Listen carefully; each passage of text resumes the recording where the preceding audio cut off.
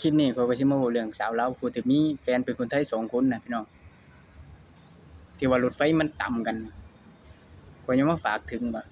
ก่อนจะมีก็ให้เลิกก่อนซะเป็นหยังให้เลิกก่อน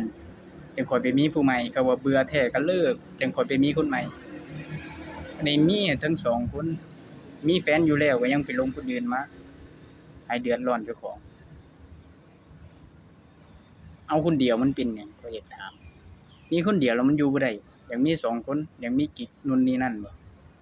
ถ้าอยากมีก็เลิกก่อนเป็นหยังเลิกซะว่าเบื่อเขาก็เลิกเขาไปก่อนจังค่อยไปมีคนใหม่บัดนี้มาเป็นจั่งใดเขามาพ้อกันนี่เป็นจั่งใดรถไฟต่ำกันเกิดอุบัติเหตุชิงกันผู้นี้ก็ว่ากูอยากได้ผู้นี้ก็แฟนกูผู้นี้ก็แฟนกู